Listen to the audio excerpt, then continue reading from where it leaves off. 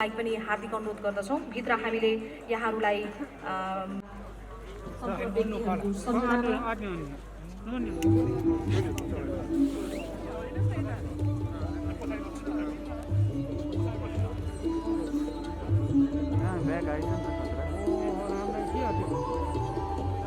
प्रमुख श्री बाबु महर्जनज्यूबाट दीप प्रज्वलन र माल्यार्पणको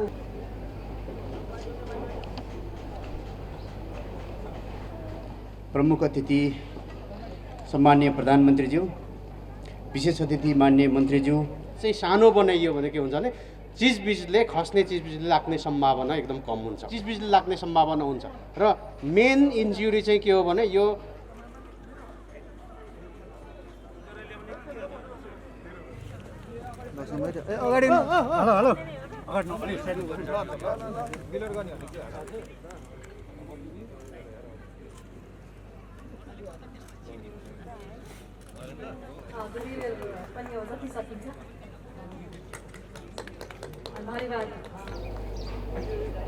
पुस्तिका मुख्यमन्त्रीले लोकार्पण गर्दछु। धेरै धेरै धन्यवाद ज्ञापन गर्न चाहन्छु सम्माननीय प्रधानमन्त्री शेरबहादुर देउबाज्यू समक्ष। प्रधानमन्त्रीज्यूबाट भूकम्प सुरक्षा डिजिटल प्रदर्शनीको उद्घाटन भएको घोषणासँगै ललितपुर महानगरपालिकाद्वारा प्रकाशित नेपाल सरकारका माननीय मन्त्रीज्यू, मुख्यमन्त्री देशका प्रतिनिधिहरू, राष्ट्रिय कर्मचारीहरू, विपद जोखिम न्यूनीकरण क्रियाशील सङ्घ संस्थाका व्यक्तिहरू, सञ्चारकर्मीहरू, कार्यक्रममा विभिन्न माध्यमले जोडिरहेका समस्त दिदीबहिनी तथा दाजुभाइहरू, 40औं भूकम्प सुरक्षा दिवसको उपलक्ष्यमा विगतका भूकम्पहरूबाट विभिन्न प्रकोपमा पनि ज्यान गुमाउन हुने सम्पूर्ण स्वदेशी सहभागीहरूसँग यहाँका ज्ञात नागरिकहरूको हार्दिक श्रद्धा सुमन पुर्याउँदछु। साथै विभिन्न प्रकोपमा पनि घाइते तथा अन्नभङ्ग भई उपचार क्रममा रहनुभएका सबैको 88 र स्वास्थ्य लाभमा कामना गर्दछु। हामीले ईस्वी सम्बत 1960 सालमा विगतै हालसम्मै सबैभन्दा ठुलो भूकम्पको दिनलाई संयोग गर्दै भूकम्प सुरक्षा दिवसको रूपमा मनाउँदै आएका छौँ।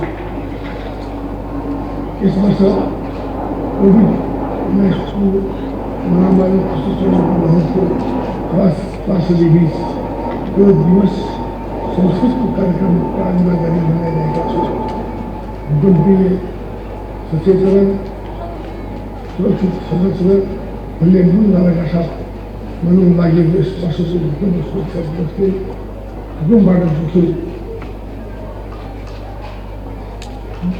जोखिम तथा भूकम्पबाट जोगिनमा सुरक्षित जगाउन अथवा क्षेत्रबाट राहत गर्न पर्ने दायित्व निर्वाह गर्न हामी सबैलाई उत्प्रेरित गरोस् भन्ने कामना गर्दछु। विगत 2 वर्षदेखि कोभिडको महामारीले हामीलाई आक्रान्त पुर्याइरहेको छ। यसरी विभिन्न समयमा विभिन्न रूपमा आपतसँग जुझ्न र बलियो र खडो उठ्न हाम्रो विपद व्यवस्थापन जलाई अभिवृद्धि गर्न खास गरेको छ। साथै विगतशील भौतिक संरचनाहरूको विकास र वातावरण नैतिक विकास निर्माणमा जोड दिई विगत विकासलाई गाउँसम्म, गाउँदेखि सहरसम्म संस्थागत गर्न जरुरी छ। विगतको पूर्वानुमान गरी विगत न्यूनीकरण कार्यक्रमलाई प्रभावकारी रूपमा अघि बढाउन र विगत कार्यहरूलाई समयमै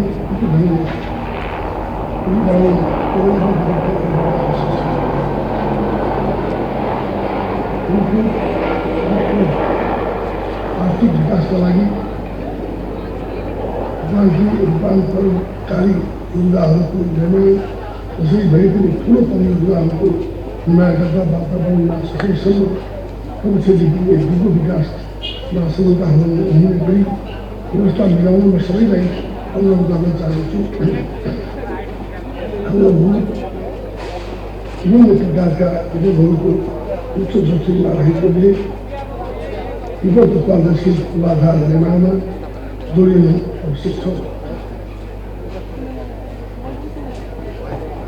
जलवायु परिवर्तनका असरहरूलाई न्यूनीकरण गर्न सफल अथवा हरित एवं नवीकरण ऊर्जाको खपतलाई प्रबन्धन गर्ने गरी विकास योजनाहरू अघि बढाउन आएको अवस्था हो।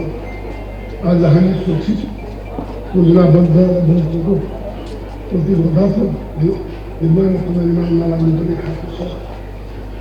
यो सम्बन्ध 2072 सालको पश्चात हामीले विभिन्न व्यवस्थापन र पुनर्निर्माणको क्षेत्रमा अत्यन्त महत्त्वपूर्ण पाठ अनुभव हासिल गरिसकेका छौँ। सबैको सहयोगले अझ बढी बलियो राम्रो सुदृढ संस्थाहरू निर्माण गर्न सफल भएका छौँ।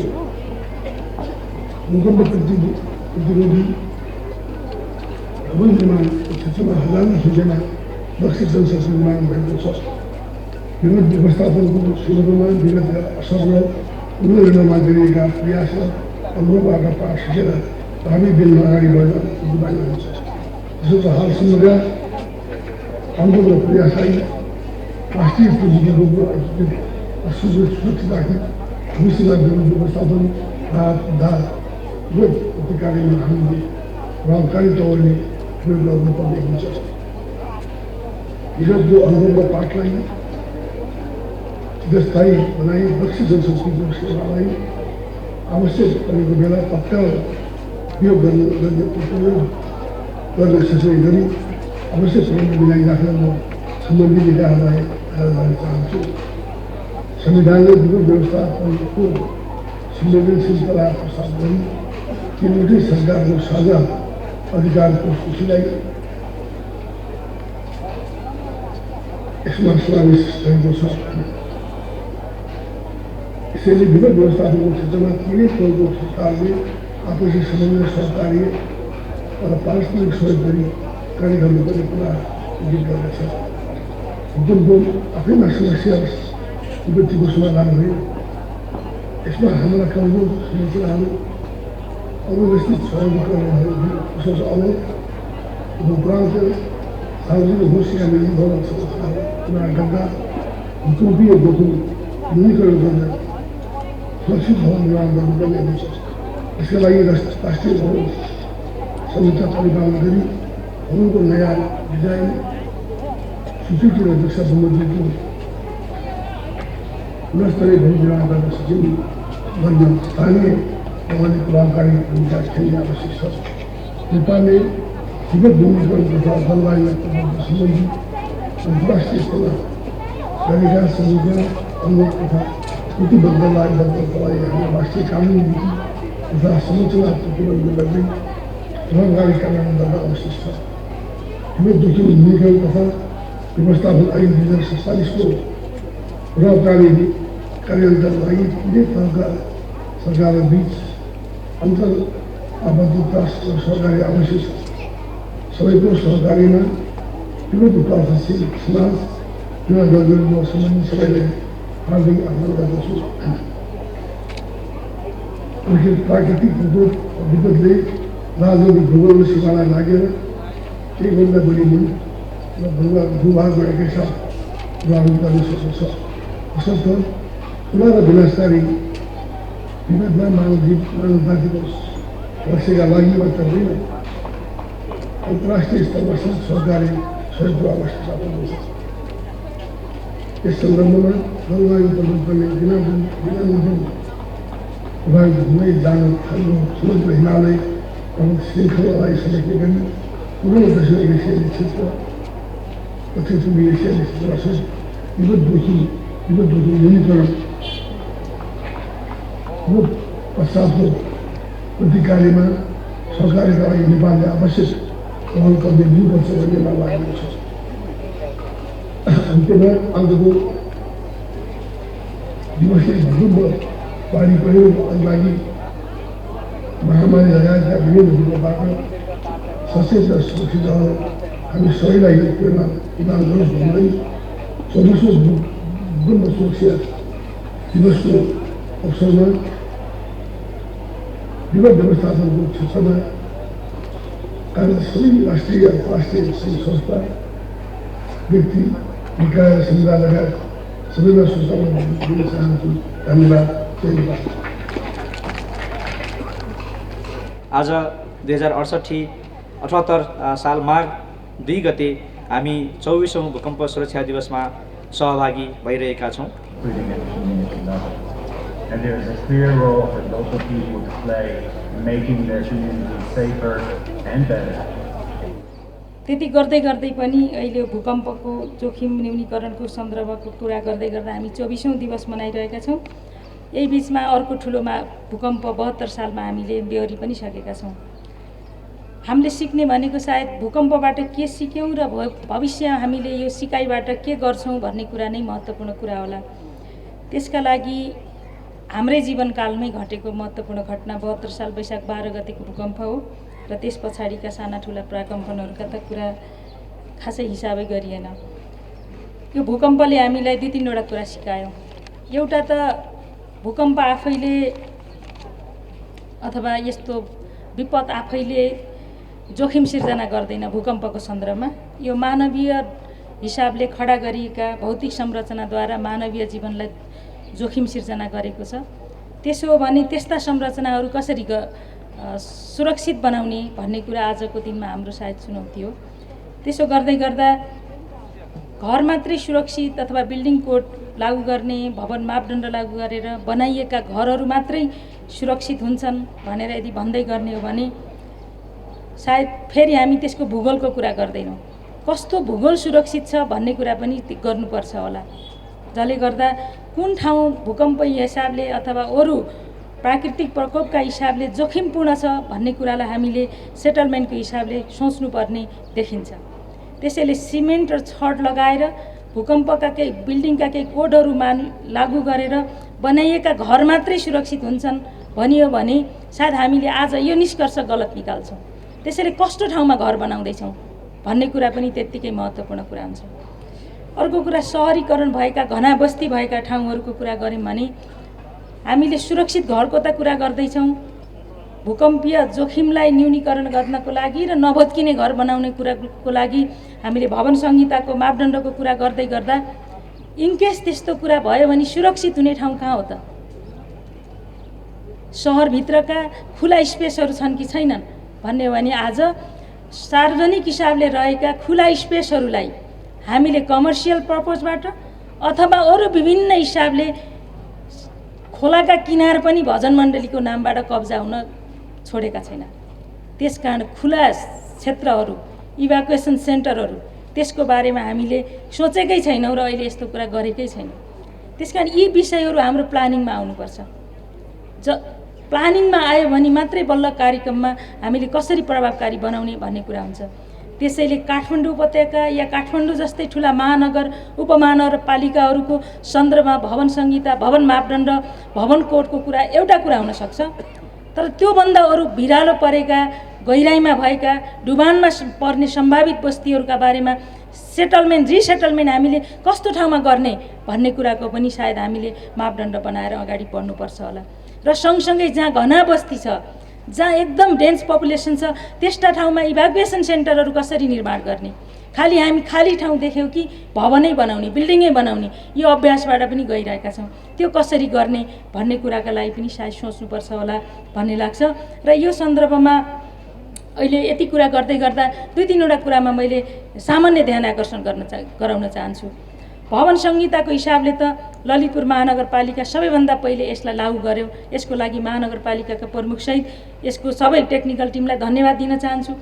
तर अर्को दुर्भाग्य के छ भने हामीले बनाएका सङ्घीय सरकारको शहरी विकास मन्त्रालय अन्तर्गत बनेका भवन मापदण्डहरू स्थानीय तहले आफ्नो आफ्नो तरिकाले फ्लेक्सिबल बनाएर जुन बनाउने तरिका छ र नमान्ने तरिका छ, त्यसले संविधानको मर्म र भावना अनुसार सङ्घीयतालाई कार्यान्वयन गर्ने सन्दर्भमा स्थानीय तह जिम्मेवार भयो कि भएन भन्ने कुराको जबरजस्त प्रश्न छ।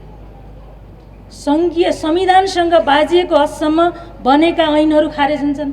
सङ्घीय सरकारले बनाएको ऐनको बाजिएको हदसम्म अरू प्रदेश र स्थानीय तहका सरकारहरूले बनाएका कानुनहरू खारेज हुन्छन् भनेर हामी भन्दै गर्दा रिल्याक्सेसनको कुरा गर्दै जब काठमाडौँ महानगरपालिकाकै कुरा छ, भवन मापदण्डलाई उसले फ्लेक्जिबल बनाएको छ।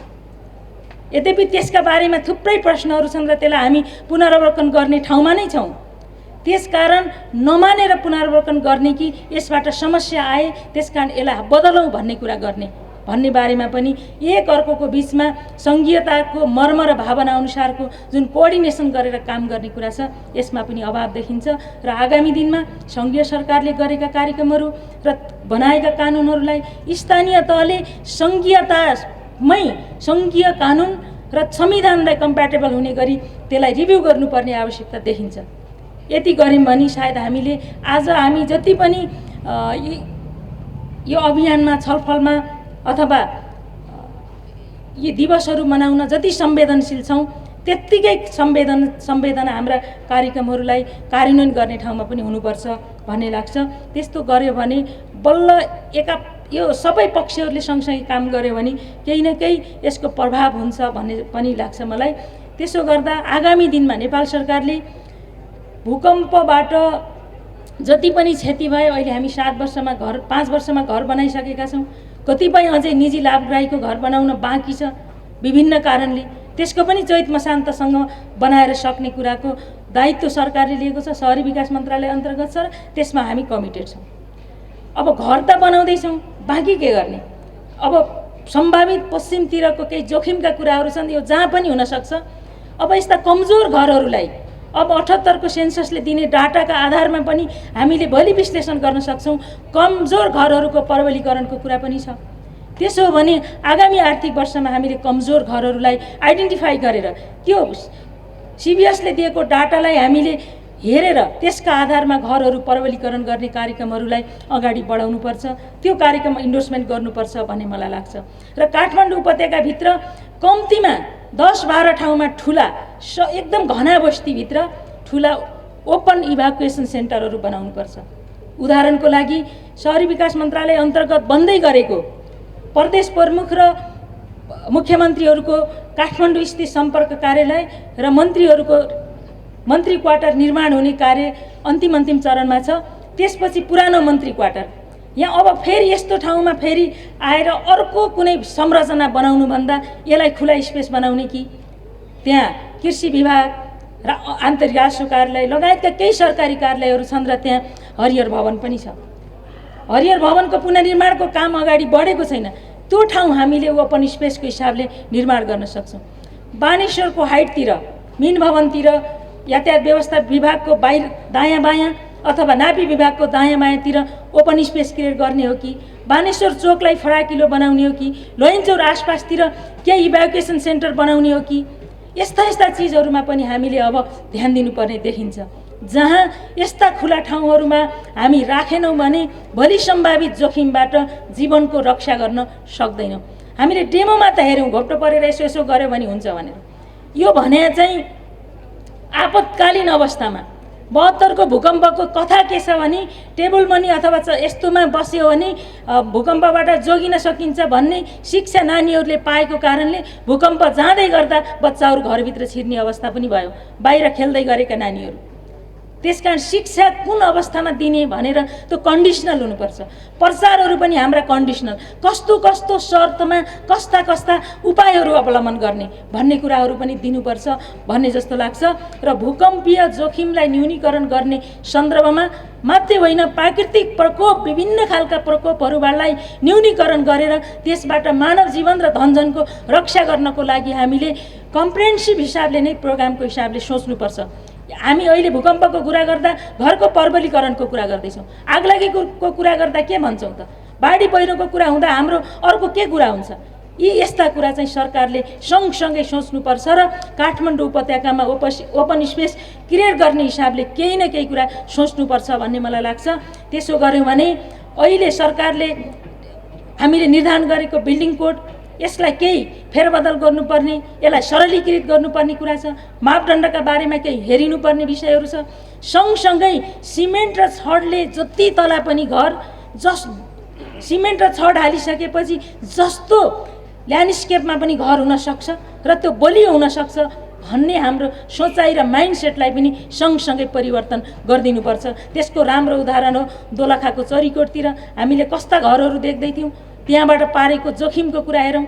त्यसकारण भूभाग पनि महत्त्वपूर्ण कुरा हो, ल्यान्डस्केप पनि महत्त्वपूर्ण कुरा हो र त्यो सँगसँगै नदी कटान र पहिरो जाने त्यहाँको अवस्था छ भने पनि त्यो सँगसँगै हामीले यी कुराहरूलाई पनि लिएर अगाडि जानुपर्छ भन्ने कुरा लाग्छ मलाई। र यो खास गरी भूकम्पसँग सम्बन्धित भूकम्प दिवसको अवसरको बेलामा मैले अरू जोखिमका कुराहरू पनि गरेँ। सायद त्यति धेरै सान्दर्भिक थिएनन् होला, तर जोखिम त भूकम्पले लिए पनि र अरू कुराले लिए पनि जोखिम त जोखिम हो नि हो। त्यो जोखिमको न्यूनीकरण गर्ने कुरामा हामीले यस्ता चिजहरू अलिकति कम्प्रिहेन्सिभ, अलिकति व्यापक ढङ्गले र सबै क्षेत्रसँग क्रस कटिङ गरेर हेर्नुपर्छ कि भन्ने लाग्छ। र मैले यो सन्दर्भमा सबै आयोजक मित्रहरूलाई धेरै धन्यवाद दिन चाहन्छु र भूकम्पको शुभकामना त यस्तो दिन चाहन्छु कि हामी सबैले भूकम्प मात्रै होइन कि भूकम्प जस्ता विभिन्न जोखिम र विपदबाट सिकेका सिकाइहरू हाम्रो जीवनमा सकारात्मक हिसाबले ट्रान्सलेट गरेर अगाडि बढौँ, यसको कमिटमेन्ट गरौँ। यही शुभकामना दिँदै मेरा भनाइलाई यहीँ अन्त्य गर्छु। धन्यवाद। 24औं भूकम्प सुरक्षा दिवस 2078 मनाउनको लागि आज यस समारोहमा उपस्थित तथा सहभागी सबै समुदाय, विपद व्यवस्थापनको क्षेत्रमा कार्यरत राष्ट्रिय अन्तर्राष्ट्रिय सङ्घ संस्था एवं प्रतिनिधि, राष्ट्र सेवक, जनप्रतिनिधि तथा उपस्थित सबैमा भूकम्प सुरक्षा दिवस मूल समारोह समितिको तर्फबाट म सर्वप्रथम हार्दिक स्वागत गर्दछु र सबैलाई पुनः धन्यवाद ज्ञापन गर्दछु। विगतमा फर्केर हेर्दा हामीलाई आधिकारिक रूपमा जानकारी भएसम्म विक्रम सम्वत 1990 साल माघ 2 गतेको भूकम्पलाई नेपालकै इतिहासमा ठुलो स्तरको भूकम्प रूपमा अङ्कित गरिएको पाइन्छ, जसका कारण नेपालले ठुलो परिमाणमा धनजनको क्षति बेहोर्नु परेको थियो। त्यसपछिका विभिन्न कालखण्डमा आएका साना ठुला भूकम्पका कारण ठुलो आर्थिक तथा मानवीय क्षति बेहोर्दै आएको हामी सबैलाई विदितै छ। विक्रम सम्वत 1990 साल माघ 2 गते गएको भूकम्प र त्यसले पुर्याएको भौतिक तथा मानवीय क्षतिको स्मरण गर्दै त्यसबाट पाठ सिकेर आगामी दिनमा भूकम्पका कारण हुनसक्ने क्षति न्यूनीकरण गर्ने एवं सुरक्षित र भूकम्प प्रतिरोधी संरचना निर्माण गर्न प्रण गर्ने मुख्य उद्देश्यका लागि नेपाल सरकारले विक्रम सम्वत 2055 सालदेखि आजको दिनलाई भूकम्प सुरक्षा दिवसको रूपमा मनाउँदै आइरहेको छ। हाम्रो भौगोलिक अवस्थिति हेर्ने भने भूकम्पीय दृष्टिकोणबाट नेपाल विश्वमा नै 11औं जोखिमको स्थानमा रहेको छ। विक्रम सम्वत 1990 सालको महाभूकम्पपछि छोटो छोटो समयको अन्तरालमा निकै ठुला स्केलका भूकम्पहरू हामीले बेहोर्नु परेको छ। त्यसमध्ये पनि विक्रम सम्वत 2037 सालमा बझाङ, 45 सालमा उदयपुर र विक्रम 2072 सालमा गोर्खा केन्द्रको बनाएको भूकम्पको क्षति दुःखदायी छ। भनिन्छ भूकम्पले आफैमा मानवीय र भौतिक क्षति पुर्याउने होइन, हामीले बनाएका कमजोर भौतिक संरचनाका कारण मानवीय र भौतिक क्षति पुग्न जाने हो। यसमा हाम्रा सबै वक्ताहरूले ध्यानाकर्षण गर्नुभएको छ। यस कुरामा धेरै हदसम्म सहमत हुनुपर्ने हुन्छ। भूकम्पबाट विगतमा भएका क्षतिहरूको प्रकृति हेर्दा मूलतः असुरक्षित घर, भवन तथा संरचनाको कारणले अपूर्णीय क्षति भएको देखिन्छ। 2072 सालमा गएको भूकम्पको पीडा हामी नेपालीले अझै भुल्न सकेका छैनौँ। हजारौँ नेपाली दाजुभाइ दिदीबहिनीहरूले ज्यान गुमाउनु परेको छ। लाखौँको सङ्ख्यामा निजी तथा सरकारी भवन तथा संरचनाहरू ध्वस्त भएका छन्। 72 सालको भूकम्पपछि भत्किएका संरचनाहरूको पुनर्निर्माण गर्न र नागरिकलाई सुरक्षित वातावरणमा महसुस गराउन तत्कालै नेपाल सरकारले राष्ट्रिय पुनर्निर्माण प्राधिकरण स्थापना गरेको थियो। प्राधिकरणले क्षति भएका संरचना तथा भूकम्प पीडित नागरिकहरूको विवरण तयार गरी पुनर्निर्माणको कार्य अगाडि बढायो। विगत 6 वर्षमा राष्ट्रिय पुनर्निर्माण प्राधिकरणले गरेका प्रयास तथा विभिन्न निकायहरूले गरेका सहयोगको कारण पुनर्निर्माण र पुनर्स्थापनाका क्षेत्रमा महत्त्वपूर्ण उपलब्धिहरू हासिल भएका छन्। हालसम्म 7 लाख निजी आवासहरू निर्माण सम्पन्न भइसकेका छन्। 6647 विद्यालयहरू, 751 स्वास्थ्य संस्था, 388 सरकारी भवन, 216 सुरक्षा निकायका भवनहरू निर्माण सम्पन्न भइसकेका छन्। 72 सालको भूकम्प पश्चातको पुनर्निर्माण काम लगभग पुरा भएको छ। पुनर्निर्माणका सन्दर्भमा यो सन्तोष लाग्दो विषय बनेको छ। भूकम्प र यसको पुनर्निर्माणबाट हामीले भविष्यका लागि कसरी अगाडि बढ्न सक्छौँ भन्ने सिकाइ हासिल गरेका छौँ। यस अवस्थामा 2078 साल पुस 9 गतेबाट राष्ट्रिय पुनर्निर्माण प्राधिकरणको समावेशी सकिएकोले प्राधिकरणले सम्पादन गरेका कामहरूको समस्त अनुभव, ज्ञान, सिप, तथ्याङ्क र सिकाइहरूलाई सुरक्षित राख्न र बाँकी रहेका पुनर्निर्माण, समन्वय, सहजीकरण तथा अनुगमन लगायतका कार्यहरूका लागि राष्ट्रिय विपद जोखिम न्यूनीकरण तथा व्यवस्थापन प्राधिकरण अन्तर्गत भूकम्प पुनर्निर्माण इकाइ स्थापना गरी कार्य सम्पादनमा निरन्तरता दिने व्यवस्था मिलाइएको छ। 72 सालको भूकम्पले क्षति पुर्याएका 32 जिल्ला मात्र नभएर अब मुलुकभर नै विपद न्यूनीकरणका लागि बलियो संरचना निर्माणमा थप पहल गर्नुपर्ने कुरा चुनौतीको रूपमा देखिएको छ। यसका लागि स्थानीय तहहरूले सहरमा मात्र केन्द्रित नभएर गाउँमा पनि सुरक्षित संरचना निर्माणको कार्यमा जोड दिनु पर्दछ। यस वर्ष गएको बाढी पहिरोको असर हेर्दा कमजोर संरचनाहरूमा बढी क्षति पुर्याएको देखिन्छ। तसर्थ भूकम्प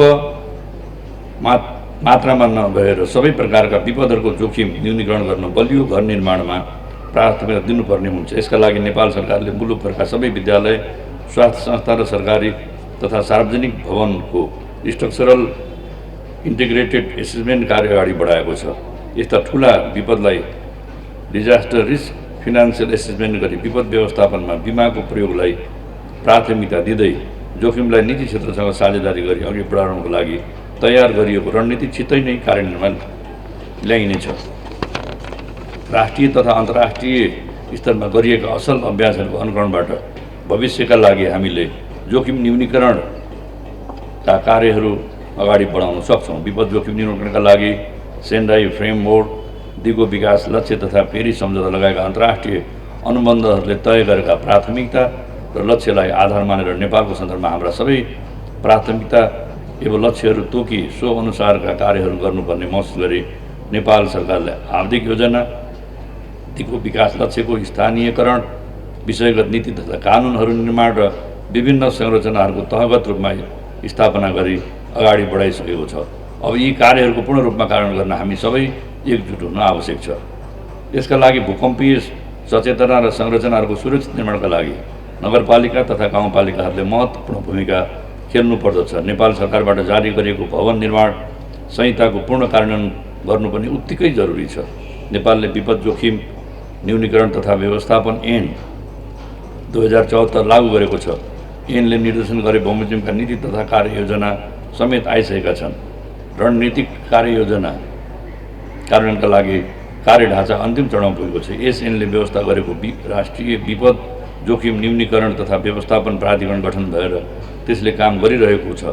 प्राधिकरणले सर्वसुलभ तरिकाले जोखिमको जानकारी उपलब्ध गराउन विपद पोर्टल राखिएको छ। यसका साथै बाढी तथा पहिरोको पूर्व सूचना प्रणालीलाई प्रभावकारी बनाउने प्रदेश, जिल्ला र स्थानीय विपद व्यवस्थापन समितिहरूलाई तालिम तथा उपकरण उपलब्ध गराई विपद व्यवस्थापनलाई थप प्रभावकारी बनाउने कार्य सुरु गरिसकिएको छ। प्राधिकरणलाई थप सबल र प्रभावकारी बनाउन नीतिगत तथा संरचनागत सुधार, बजेटको व्यवस्था, आवश्यक प्राविधिक जनशक्तिको व्यवस्था सहित 3 तहको सरकारसँगको समन्वय र सहकार्यमा विपदका कार्य अगाडि बढाउन जोड दिएका छौँ। विपद व्यवस्थापनका कार्यमा स्थानीय तहहरूको भूमिका प्रभावकारी हुनुपर्दछ। सङ्घ तथा प्रदेश सरकारले आवश्यक कानुन, मार्गदर्शन, मापदण्ड र संहिताहरूमा समसामयिकरण रूपमा संशोधन गर्नुका साथै प्राविधिक सहयोग गर्नुपर्दछ। यसका लागि विपदका कारण भइरहेको आर्थिक तथा भौतिक क्षति तथा नोक्सानलाई कम गर्न जोखिम न्यूनीकरण तथा प्रतिकार्यका क्रियाकलापमा स्रोत साधनको पर्याप्त व्यवस्था उच्च प्राथमिकता दिनु आवश्यक छ। साथै स्थानीय तहहरूमा प्राथमिकताका साथ प्रभावित रूपमा भवन निर्माण संहिता लागू गरेर सुरक्षित निर्माणलाई संस्थागत गर्नु अत्यन्त आवश्यक रहेकोले यस कार्यमा सबै स्थानीय तह, नागरिक, सरकारवाला निकायहरू प्रतिबद्ध हुन आवश्यक आह्वान गर्दछु। भूकम्प जोखिम न्यूनीकरण, प्रतिकार्य पूर्व तयारी तथा सुरक्षित भवन निर्माण लगायतका विषयमा यथेष्ट जानकारी, यथेष्ट प्रभावकारी प्रचार हुन सके जनमानसमा चेतनाको विकास र विस्तारलाई आगामी दिनहरूमा भूकम्पबाट हुन सक्ने जनधनको क्षति न्यूनीकरण हुने कुरामा हामी विश्वस्त हुनेछौँ। यसर्थ भूकम्प प्रतिरोधी संरचना निर्माण गरी भूकम्पीय जोखिम न्यूनीकरण गर्नका लागि जनचेतना वृद्धि गरी सबल समुदाय निर्माण गर्न यस अभियानमा सबैको हातेमालो आवश्यक छ। यसको लागि विपद जोखिम न्यूनीकरण तथा व्यवस्थापन प्राधिकरण बढी सक्रिय हुनुपर्ने आवश्यकता रहेको छ। भूकम्पीय सचेतना सुरक्षित संरचना भन्ने मूल नाराका साथ मनाइँदै गरेको 24औं भूकम्प दिवसको अवसरमा विपद व्यवस्थापनको क्षेत्रमा कार्यरत सबै राष्ट्रिय अन्तर्राष्ट्रिय सङ्घ संस्था व्यक्ति निकाय समुदाय लगायत सबैमा शुभकामना दिन चाहन्छु र खास गरी विक्रम सम्वत 72 सालको भूकम्पको पुनर्निर्माणको महाअभियानमा नेपाल र नेपाली जनतालाई आर्थिक भौतिक र नैतिक लगायत सबै किसिमको सहयोग सहायता पुर्याउनु हुने नेपालका मित्र राष्ट्रहरू दातृ निकाय दातृ संस्थाहरू मानवीय सहायताका लागि गर्नुभएका राष्ट्रिय अन्तर्राष्ट्रिय सरकारी गैर सरकारी संस्था निकाय र विपद जोखिम न्यूनीकरण तथा व्यवस्थापनको क्षेत्रमा हामीसँग साझेदारी सहकार्य गर्ने सम्पूर्ण सर्वकला व्यक्ति निकाय सङ्घ संस्थाहरूप्रति हार्दिक आभार प्रकट गर्दै भूकम्प प्रतिरोधी संरचना निर्माण गरी आफू र आफ्नो समुदाय राष्ट्रलाई भूकम्पको क्षतिबाट सुरक्षित राख्ने अभियानमा हामी सबैलाई सफलता प्राप्त होस् भन्ने शुभकामना गर्दै 24औं भूकम्प सुरक्षा दिवसको शुभकामना दिन चाहन्छु। भूकम्प सुरक्षा दिवसको यस अवसरमा भविष्यमा आउन सक्ने भूकम्प लगायतका सबै